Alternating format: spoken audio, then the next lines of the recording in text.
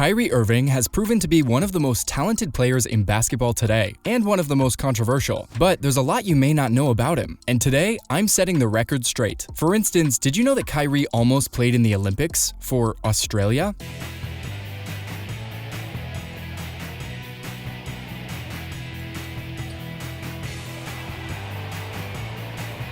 That might seem weird to you. After all, you could have sworn that Kyrie was an American, and the Olympic basketball teams only feature players from the same country. But there was a loophole that technically qualified Irving for the Australian team, and still qualifies him in the future, I guess. You see, Kyrie was actually born in the land down under, when his dad was working there. For that reason, he could play in the Australian team, and the NBA's premier Maverick genuinely considered doing so in the 2012 games. Nave sets the screen.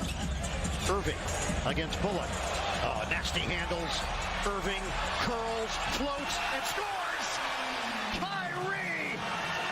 He was held back by his college coach, Mike Krzyzewski, who assured him that he'd get to play for the American team in the next Olympics, those being the 2016 Rio Games. That might have been for the best, as Kyrie didn't have to be associated with Australia's crushing defeat at that year's Olympics. They won just a single game from the 4 they played, and that too was a close call. But would Kyrie's presence have been enough to change the outcome for Australia? We'll never know, will we? Now, here's another thing you never knew, until today. Kyrie Irving wanted to be a journalist. That's right, there's an alternate universe or timeline or whatever out there in which Kyrie is a hotshot reporter for some paper in Jersey, maybe. The star has said that journalism was his plan B in life, and it isn't off the table yet. After all, you can't play sports forever. Irving, fake. Oh, the ephus from Kyrie!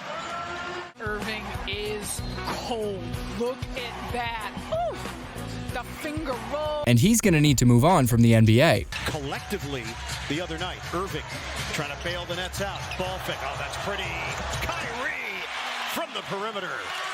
Luckily for him, it's nothing uncommon for basketball players to turn their on-court careers to transition into sports media off-court. We can probably expect to see Kyrie hosting a sports analysis show in the future. That is, of course, if he can stop getting himself into media-unfriendly scandals. Speaking of those scandals, some of you might be wondering if Kyrie would be as prone to spreading conspiracies and misinformation as a journalist as he is now. I sure hope not, but we'll have to check in with that alternate universe to know for certain. However, that isn't the only childhood passion Kyrie Irving had when he was growing up. He also wanted to be a skateboarder. In fact, the guy actually did ride skateboards when he was a teenager, even as he worked up to a basketball career. Supposedly, he was pretty good at it too. I wonder if he could have gone pro. If he had, he might have gotten to compete at the 2020 Tokyo Olympics. That being said, there's definitely more prestige in basketball as a sport than skateboarding right now. Irving is cold.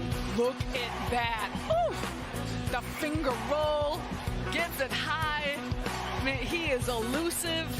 Since the latter is only just now gaining awareness as a sport, Kyrie wouldn't be the megastar he is today as a skater unless he could somehow reach Tony Hawk's level. We should check in with the multiverse to see if that's ever happened with him. Now, Kyrie's skating tenure in our universe eventually had to stop. There's an obvious reason there. Skating is dangerous. Even with full protection, it's possible to break something, and the body parts at most risk are precisely the ones you need for basketball. So he had to choose basketball over skating. Durant was pushed on that inbound, and that's why he lost the basketball. Durant was giving a look to indicate as such as well. Irving, that is tough for everyone but him.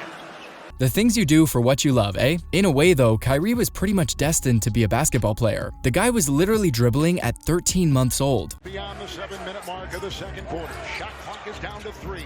Kyrie Irving doing it on the defensive line and busted out to get free. Put that shot up and down. Any parents of 1-year-olds out there will be absolutely stunned to hear this, but it's true. Irving was apparently a basketball prodigy, having excellent ball control for a toddler and even being able to dribble at just over a year of age. Irving steps through, and Anunoby rejects it. Plenty of time on the shot clock. Irving doesn't take the 3. Trying to create space, he does. Oh, the jumper's good! And a foul! Considering that dribbling is hard for adults that don't play basketball, that is insane. By the age of 4, Kyrie was able to get nothing but net on regulation hoops. 2 years later, he could sink a left-handed layup. Now, a lot of that has to be because his dad happens to have a basketball background himself, and his godfather was Rod Strickland. But there's a clear level of natural talent that Kyrie's had all along. For him to become one of the greatest to ever dunk, Some hang time here. Beautiful dime by Royce O'Neal. Is he coming back door, able to catch? His prodigal skills were polished by the legend of Duke, Mike Krzyzewski. Aside from Strickland and Krzyzewski though, there are a number of players Kyrie looks up to, and Chris Paul tops the list. It makes sense that CP3 would be Irving's favorite player. He too is a high-tempo point guard who plays in a similar way to Kyrie. CP3 steal, his handles are such, and he's got such a touch on that jump shot. Even with a guy much taller than him, he kept his focus. You might say that Irving's game is inspired by Chris. The point guard definitely is an inspirational player. He's considered one of the greatest point guards of all time and has won a truckload of awards. The Pelicans facing elimination. Paul tries to work his way in. Gives his way. The fadeaway. Paul got it. Among those are 2 gold medals at the Olympics. He's made it on to 12 NBA All-Star teams, 11 All-NBA teams, and 9 NBA All-Defensive teams. He also qualified for the league's 75th anniversary team, which really says it all. And watch how Chris Paul just stops.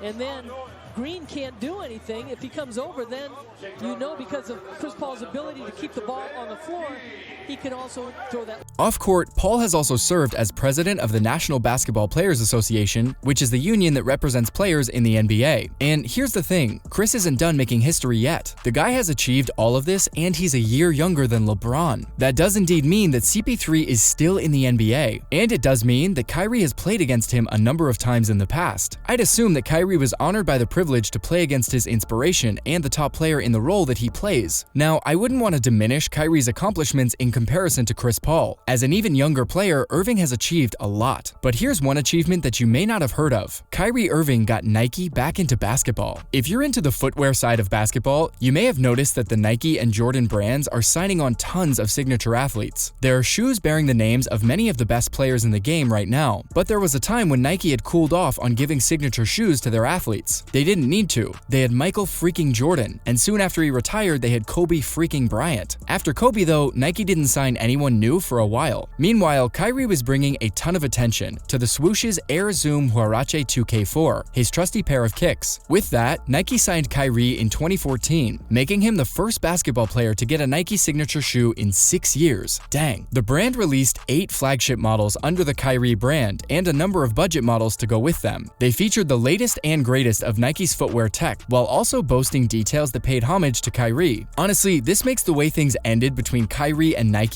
even crazier. The shoe brand was gunning to drop the Kyrie 9 this year. Irving had already been seen wearing them here and there. However, NBA's premier Maverick went ahead and tweeted an Amazon link to an anti-Semitic documentary and refused to apologize for it properly. As such, Kyrie joined Kanye West in losing a major shoe deal because of anti-Semitism. So, are you a Kyrie Irving fan? How many of these facts were new for you? Dunk your answers into the comments and add some more facts to the conversation.